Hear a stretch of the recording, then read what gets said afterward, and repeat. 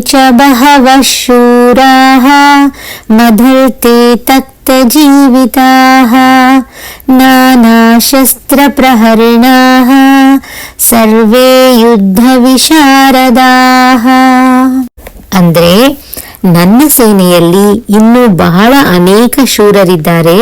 ಅವರೆಲ್ಲರೂ ನನಗಾಗಿ ಪ್ರಾಣ ಕೊಡಲು ಬಂದವರು.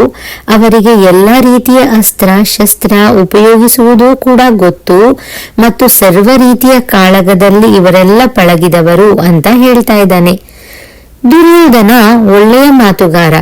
ಎಲ್ಲರೂ ಶೂರರು, ಸರ್ವೇ ಯುದ್ಧ ವಿಶಾರದರು ಅಂತ ವಿಶ್ಲೇಷಣವನ್ನ ಕೊಟ್ಟು ಹುರಿದುಂಬಿಸುವುದರ ಜೊತೆಗೆ ಮದರ್ತೆ ತೆಕ್ತ ಜೀವಿತ, ನನಗಾಗಿ ಪ್ರಾಣ ಕೊಡುವಂತಹವರು ಅಂತ ಹೇಳುವುದರ ಮೂಲಕ ವ್ಯಂಗ್ಯವನ್ನ ಮೆರೆದಿದ್ದಾನೆ ಹಾಗೂ ಅವರ ಬಗ್ಗೆ ಅನುಮಾನವನ್ನ ವ್ಯಕ್ತಪಡಿಸಿದ್ದಾನೆ.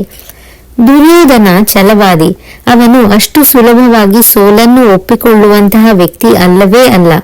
ಅವನಿಗೆ ತನ್ನ ಕಡೆಯ ಯೋಧರು ಕಡಿಮೆ ಶೂರರೇನಲ್ಲ ಎಂದು ಗೊತ್ತು.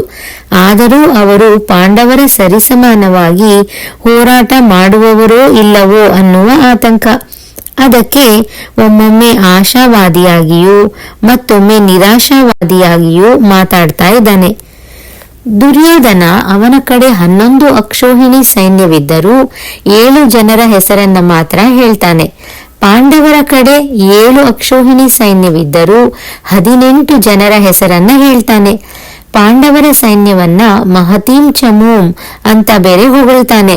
ಅದಕ್ಕೆ ಕಾರಣ ಅವರ ಕಡೆಯಲ್ಲಿರುವ ಅಷ್ಟೂ ಜನ ಒಗ್ಗಟ್ಟಾಗಿ ನಿಂತು ಆತ್ಮವಿಶ್ವಾಸದಿಂದ ಮನಃಪೂರ್ವಕವಾಗಿ ಯುದ್ಧ ಮಾಡಲು ಬಂದಿದ್ದಾರೆ. ಆದ್ದರಿಂದ ಗುಣಮಟ್ಟದಲ್ಲಿ ಅವನಿಗೆ ಪಾಂಡವರ ಸೇನೆ ಪ್ರಬಲವಾಗಿ ಕಂಡಿದೆ. ಆದರೆ ತನ್ನ ಕಡೆಯ ಯೋಧರಲ್ಲಿ ಆ ಛಲ ಆ ಹುರುಪು ಅವನಿಗೆ ಗೋಚರಿಸುತ್ತಾ ಇಲ್ಲ. ನಮ್ಮ ಕಡೆ ಎಷ್ಟೆಲ್ಲಾ ಶೂರರಿದ್ರೂ ಕೂಡ ಅವರೆಲ್ಲ ಪ್ರಾಮಾಣಿಕರಾಗಿ ಯುದ್ಧ ಮಾಡ್ತಾರಾ ಅನ್ನೋದು ಅವನ ಅನುಮಾನ. ಈ ದ್ವಂದ್ವದಿಂದ ಅವನಿಗೆ ಚಿಂತೆ ಶುರುವಾಗಿ ಬಿಟ್ಟಿದೆ. ಅವನ ಮನಸ್ಸಿನಲ್ಲಿ ಸ್ಪಷ್ಟತೆ ಇಲ್ಲ. ಅವನು ಯಾವುದೇ ದೃಢ ನಿರ್ಧಾರ ತೆಗೆದುಕೊಳ್ಳುವ ಸಾಮರ್ಥ್ಯವನ್ನ ಕಳೆದುಕೊಂಡಿದ್ದಾನೆ. ಯಾವುದೇ ವ್ಯಕ್ತಿಯಲ್ಲಿ ದ್ವಂದ್ವ ಶುರುವಾದರೆ ಆತ ಯಾವ ಸಾಧನೆಯನ್ನು ಕೂಡ ಮಾಡಲು ಸಾಧ್ಯವಿಲ್ಲ. ಅವನು ಅದೇ ಚಿಂತೆಯಲ್ಲಿ ಮುಳುಗಿ ಸಮಯವನ್ನ ವ್ಯರ್ಥ ಮಾಡ್ಕೊಳ್ತಾನೆ. ಉದಾಹರಣೆಗೆ ಒಬ್ಬ ವಿದ್ಯಾರ್ಥಿ, ಅವನು ಓದಬೇಕು ಅಂತ ಕೂತಾಗ ಗಣಿತ ವಿಷಯವನ್ನು ಅಭ್ಯಾಸ ಮಾಡ್ಲೋ, ವಿಜ್ಞಾನ ವಿಷಯವನ್ನ ಅಭ್ಯಾಸ ಮಾಡ್ಲೋ, ಭಾಷೆಯನ್ನ ಓದ್ಲೋ ಅನ್ನೋ ದ್ವಂದ್ವಕ್ಕೆ ಬಿದ್ರೆ ರಾತ್ರಿ ಆದ್ರೂ ಏನನ್ನೂ ಓದಲು ಆಗುವುದಿಲ್ಲ, ಏನನ್ನೂ ಕಲಿಯಲು ಸಾಧ್ಯ ಇಲ್ಲ. ಆದರೆ ಅದೇ ಅವನು 2 ಗಂಟೆಯಲ್ಲಿ ಇದೇ ವಿಷಯವನ್ನ ಇಷ್ಟೇ ಓದಿ ಮುಗಿಸುತ್ತೇನೆ ಅನ್ನೋ ದೃಢ ನಿರ್ಧಾರ ಮಾಡಿದ್ರೆ ಅದು ಕಷ್ಟ ಏನೂ ಆಗೋದಿಲ್ಲ. ಹೀಗೆ ದುರ್ಯೋಧನ ದ್ವಂದ್ವಕ್ಕೆ ಒಳಗಾಗಿ ಮನಸ್ಸು ಹಾಗೂ ಮಾತು ಎರಡನ್ನೂ ಹತೋಟಿಯಲ್ಲಿ ಇಟ್ಟುಕೊಳ್ಳದೆ ಬಾಯಿ ತಪ್ಪಿ ಮದರ್ತೆ ತೆಕ್ತ ಜೀವಿತ, ಅಂದ್ರೆ ಈ ಶೂರರೆಲ್ಲ ನನಗಾಗಿ ಪ್ರಾಣವನ್ನೇ ಬಿಟ್ಟಿದ್ದಾರೆ ಅಂತ ಹೇಳೋದ್ರ ಮೂಲಕ ಮುಂದಾಗುವ ದುರ್ಘಟನೆಯನ್ನ ಸೂಚಿಸಿದ್ದಾನೆ. ಇನ್ನೊಂದು ರೀತಿ ಹೇಳ್ಬೇಕು ಅಂದ್ರೆ ಇವರೆಲ್ಲ ಶೂರರೇ ಇರಬಹುದು, ಆದ್ರೆ ಇವರ್ಯಾರು ಯುದ್ಧ ಮಾಡಿ ನನ್ನನ್ನ ಗೆಲ್ಲಿಸಲು ಬಂದವರಲ್ಲ, ಬದಲಾಗಿ ಇವರೆಲ್ಲ ಪಾಂಡವರ ಕೈಯಲ್ಲಿ ಸಾಯಲು ಬಂದವರು.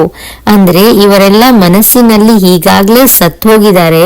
ಇಂಥವರನ್ನೆಲ್ಲ ಕಟ್ಕೊಂಡು ನಾನು ಏನ್ ತಾನೇ ಯುದ್ಧ ಮಾಡ್ಲಿ ಅನ್ನೋದು ಇದರ ಭಾವಾರ್ಥ. ದುರ್ಯೋಧನನ್ಗೆ ಛಲ ಇದೆ, ಆದ್ರೆ ಅದಕ್ಕೆ ಪ್ರತಿಬಂಧಕವಾಗಿ ಭೀತಿ ತುಂಬಿಕೊಂಡಿದೆ. ಆದ್ದರಿಂದ ಚಾಂಚಲ್ಯತೆ ಆವರಿಸಿದೆ. ಪ್ರಕೃತಿಯಲ್ಲಿ ಸಾತ್ವಿಕ ಗುಣಕ್ಕಿಂತ ರಜೋಗುಣ ಹಾಗೂ ತಮೋ ಗುಣಗಳು ನಮ್ಮನ್ನ ಸವಾರಿ ಮಾಡ್ತಾ ಇರುತ್ತವೆ. ಅದನ್ನ ಮೆಟ್ಟಿ ನಿಲ್ಲುವ ಗಟ್ಟಿ ಮನಸ್ಸು ನಾವು ರೂಢಿಸಿಕೊಳ್ಬೇಕು. ಆಗ ಮಾತ್ರ ಗೆಲುವನ್ನು ಕಾಣಲು ಸಾಧ್ಯ. ಅದು ಮುಖ್ಯವಾಗಿ ನಾಯಕನಾದವನಿಗೆ ಇರಬೇಕು. ಆದ್ರೆ ಇಲ್ಲಿ ದುರ್ಯೋಧನನಲ್ಲಿ ತಮೋ ಗುಣಗಳು ಬಹಳ ಪ್ರಬಲವಾಗಿ ಸವಾರಿ ಮಾಡ್ತಾ ಇದೆ. ಅದನ್ನ ಮೆಟ್ಟಿ ನಿಲ್ಲುವಂತಹ ಸಾಮರ್ಥ್ಯ ಅವನಿಗೆ ಇಲ್ಲ. ಮಾನಸಿಕ ದೌರ್ಬಲ್ಯ, ಚಂಚಲತೆ, ಭೀತಿ ಇದೆಲ್ಲ ಅವನಲ್ಲಿ ಮನೆ ಮಾಡಿದೆ. ಆದ್ದರಿಂದ ಈ ಸಂದರ್ಭದಲ್ಲಿ ಅಪಶಕುನದ ಮಾತುಗಳನ್ನಾಡ್ತಾ ಇದ್ದಾನೆ.